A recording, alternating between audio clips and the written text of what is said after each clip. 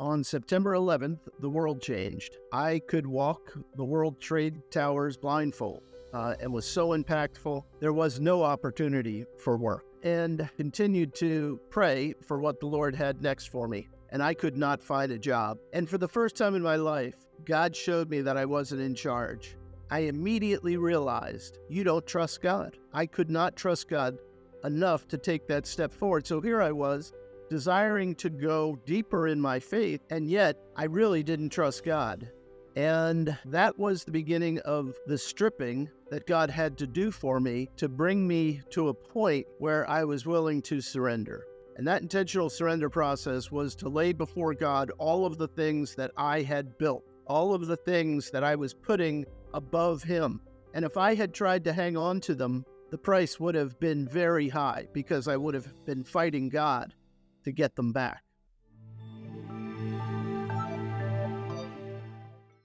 I'm Rick Allen. I'm a sinner saved by grace.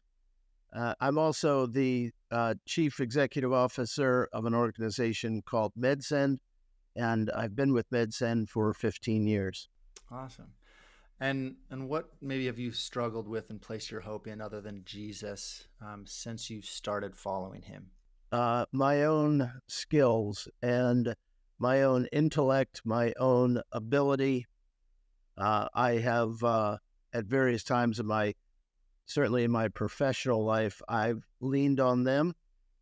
I've recognized our Lord in the middle of it, but I did it without really a grateful or thankful heart, because I was highly ambitious. Professionally, I had a lot that I wanted to accomplish, and I set out to accomplish it. And by and large, I was successful. And when did you first maybe start realizing that Jesus was asking you to lay something at His feet? I had worked my way into a position that took me about 20 years. I came right out of college and went into the computer software business, which is at that time was very early. It was primarily controlled by the hardware companies, and an entity as a software company was just being developed at that time. And I had a wonderful career in the software business. And I came right out of college and went into sales, and I worked my way up through the sales and marketing ranks to where I had found myself as Vice President of Global Sales and Marketing for a pre-IPO internet-based software company, and we were about to go public. So I had reached the pinnacle of where I was trying to get myself over a period of about 18 years. And honestly, I'd done it mostly on my own strength, not recognizing the success primarily is from our Lord. And I got to that point by 1999, and then the internet bubble burst. And it all came crashing down. I went through 3 rounds of layoffs where I had to lay off team members. And the first round, everyone is they're sad, but we gave it our best. The second round is, man, you guys have got to get your act together. It's starting now to be blamed specifically towards management. And the third round, which was very painful, each one I was losing sleep over. The third round, one of the guys that I had to lay off looked across the desk and said, "You enjoy this, don't you?" And to be honest, I was devastated. It was a dagger to my heart. And I immediately went to prayer because I was seeking after the Lord and trying to go deeper in my faith. I was in a bit of a crisis point. It wasn't extreme, but it was testing my faith at a time where I wanted to go deeper. And his comment was an inflection point with regards to my own strength, because I had essentially reached the end of my rope. And when the fourth round of layoffs came, I proposed that I be laid off, that I address the organizational needs, and that I would take a severance package. I recommended that to the CEO who I reported to, and he took me up on that. I then decided that I would take the summer off, spend it with my kids. My oldest daughter was about to go to college. It was her final summer before starting freshman year of college. And I had not taken a summer off since high school. I pretty much worked every summer of every year. As I said, I was driven, I was ambitious, and I was setting out to accomplish goals. So I was very intentional. I had a generous severance package, so I was intentional, and had a great summer. I mean, it was just wonderful. And come August, I started to call the recruiters back again, saying I'm ready to get back in the game. At that time, I was living in Connecticut, just outside of New York City. I was commuting into New York for any of my jobs. The responsibilities that I had included offices in Manhattan. So I was commuting back and forth. And the end of August, the recruiter said, well, just wait till next month. And then come back and we'll get you going, right? It'll be hiring season again. So that was September 2001. And on September 11th, the world changed. And I could walk the World Trade Towers blindfold. I had customers there. I spent quite a bit of time in there. I spent a lot of time in Manhattan. And it was absolutely devastating. It was devastating for the country, but to be in that region that lost so many people and was so impactful, shut down New York City, it was incredibly difficult. And there was no opportunity for work. I mean, there was no even conversation about finding a job at that time. So I decided to extend my holiday into the fall. I actually led a group of teens down into Manhattan in early November. We went down to the Bowery Mission, who had given up their chapel for supplies, and we went down to the Bowery Mission and we organized the supplies, got them in a place that it would be easy for the responders to get access to them. I took them as far as down as you could get in the subway, and then we walked down and we actually saw the smoldering remains of the World Trade Center and how gray everything was throughout Lower Manhattan. And then went and continued to pray for what the Lord had next for me. And I could not find a job. And there was very little opportunity. And for the first time in my life, God showed me that I wasn't in charge. And it was a real revelation to me, because I had moved from one level of responsibility professionally, from one level of responsibility to the next. I just kept moving up the chain. I was successful at most of them. And I expected to continue in that path. And all of a sudden, God slammed the door. And there I was standing there, and I had no real opportunities ahead of me. There was nothing that I could do to change my personal circumstances. So then I had a dream, and I'm not a big dreams and visions guy. It's just part of my makeup. But I had a dream, and it was very clear to me, and this is a little graphic, but in the dream, I was standing entirely naked in the dark. I could not see anything. I was conscious, but I could see absolutely nothing. And I heard God say, take a step. And I went to take a step, and I couldn't. My feet were frozen. And I heard God say it again, take a step. And I couldn't move. I looked down, and I couldn't tell if I was on the edge of a cliff or solid ground, and I could not move. I was frozen. I was shaking. I desired to move, but I couldn't. And then he said the third time, take a step. and I woke up, I immediately realized you don't trust God. You don't trust God.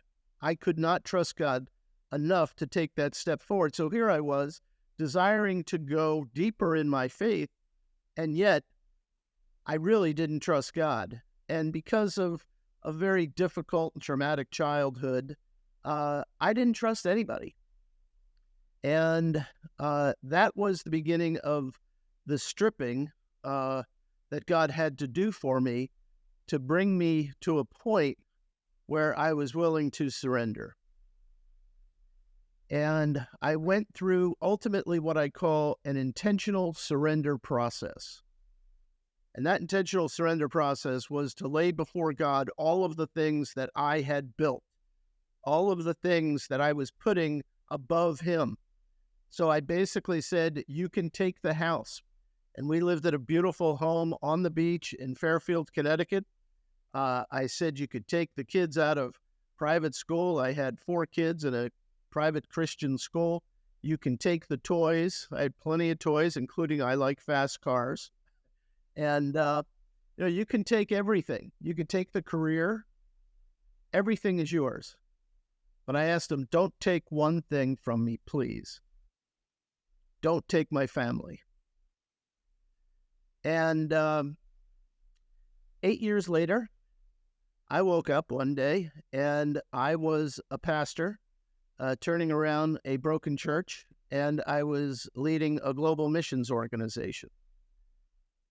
And I attribute that to my willingness to hand over to God everything that I had built.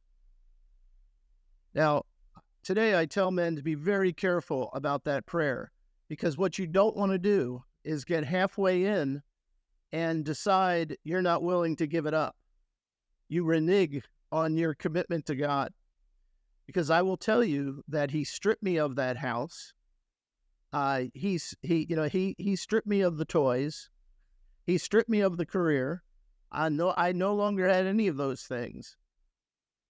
And if I had tried to hang on to them, the price would have been very high, because I would have been fighting God to get them back.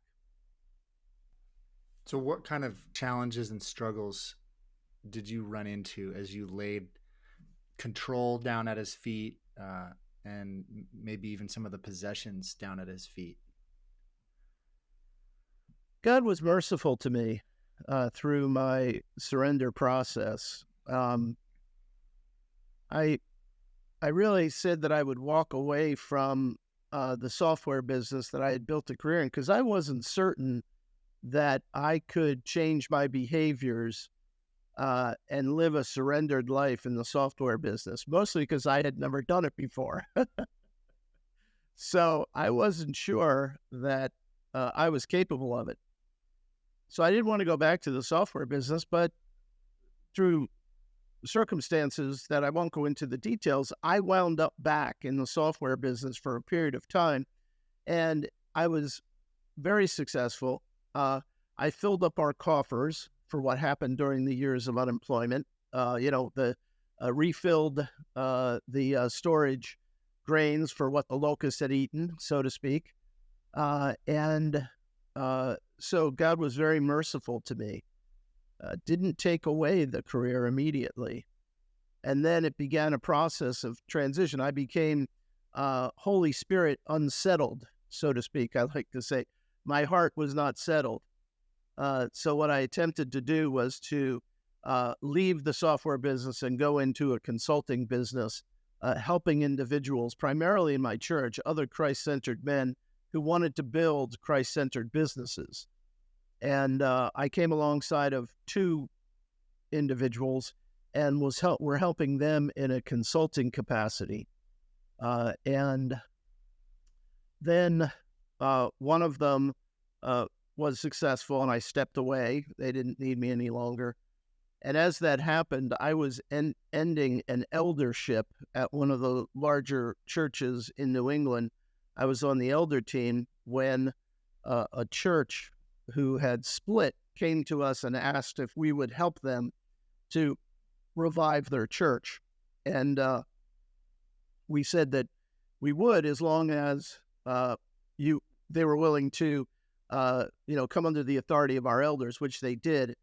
And then the elders ultimately asked me if I would go up and pastor the church and turn it around. And that was very, very trying. It was a church split. There had been a lot of hurt and resentment that got fostered because of that. And my wife and I stepped into the middle of that. It was enormously difficult. So I'm in the surrendered life. I've been living a life of success. God doesn't take the software business away from me, and all of a sudden I step into a high level of brokenness. And unfortunately, this is a story into itself. I won't go into all the detail, but I essentially said, God, I've got this. You wait here. I'll report back. And that did not go well. That did not go well. God let me go into my own strengths. And this is one of those things where your earlier questions, how did I, use my own strength? Well, I know how to turn around businesses. So I must know how to turn around a church. And I set out to do exactly that. And I failed and fell flat on my face. The 2 years into it, I had to go back to the elders who were my friends and basically say, I failed. I haven't grown the church.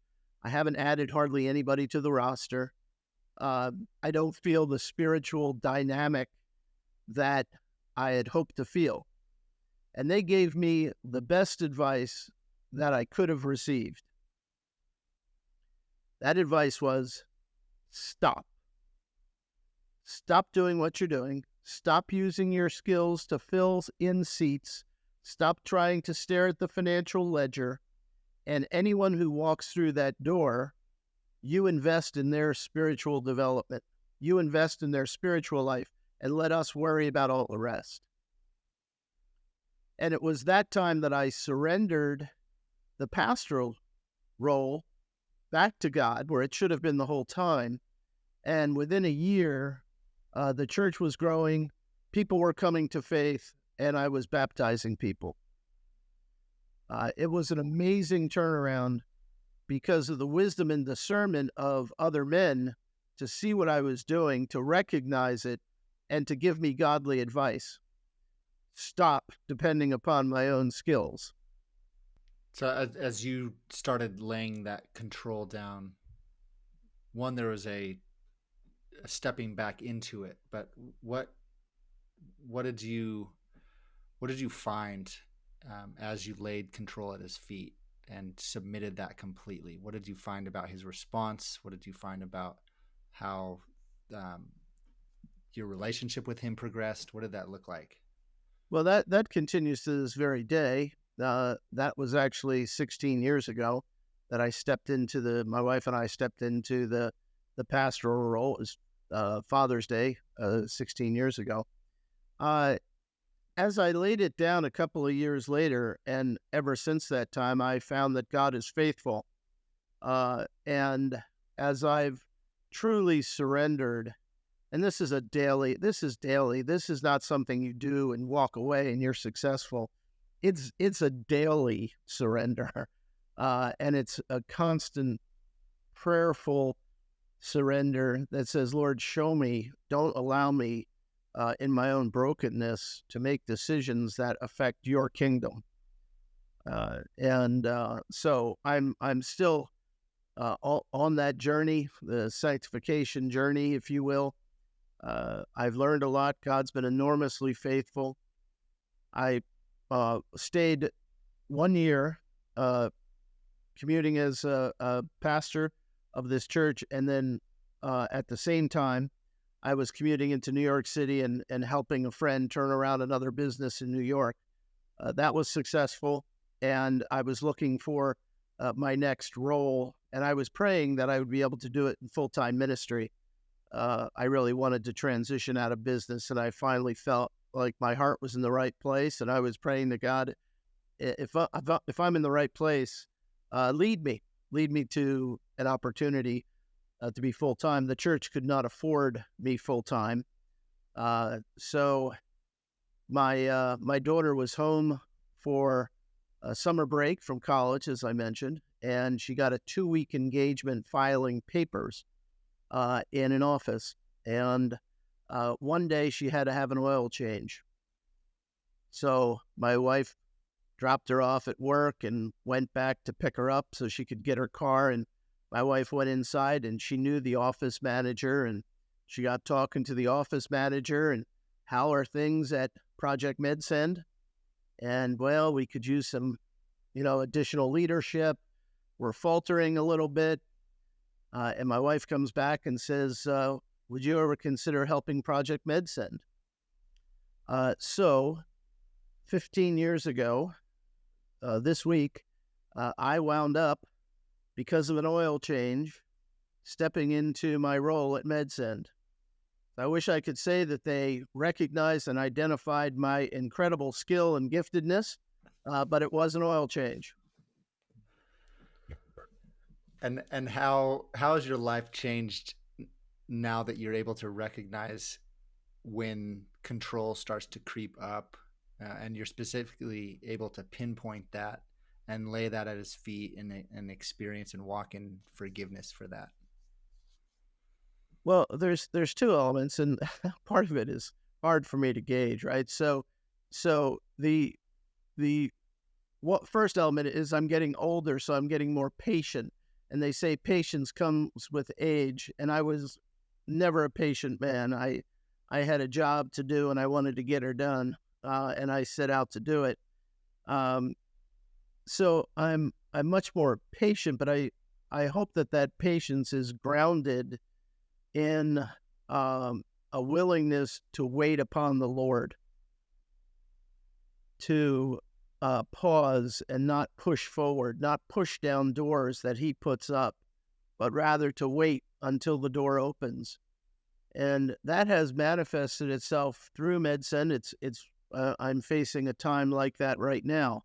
And I have to wrestle with how much of my own self and my own ambition and expectations I need to fulfill versus what's of the Lord.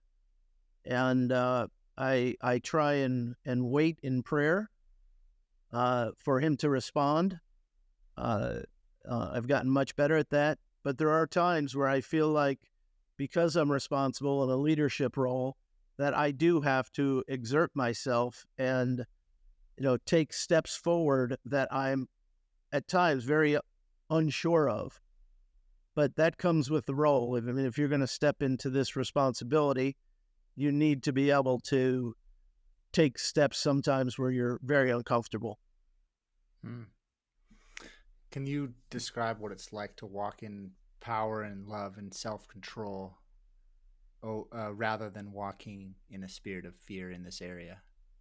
Oh, yeah, it's, I don't experience much fear.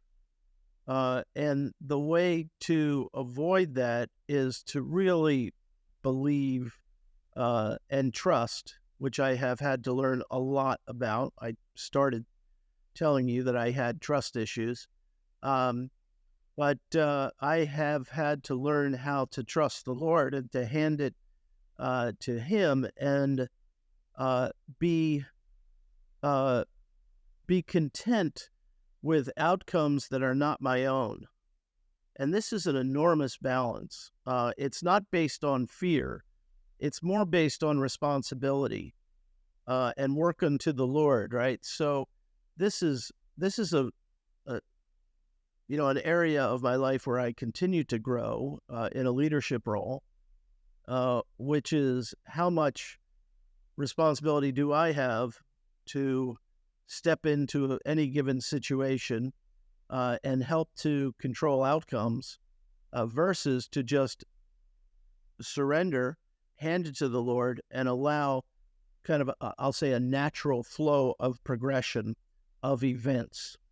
And this is a tension that I think every Christian leader faces. Mm, that's beautiful.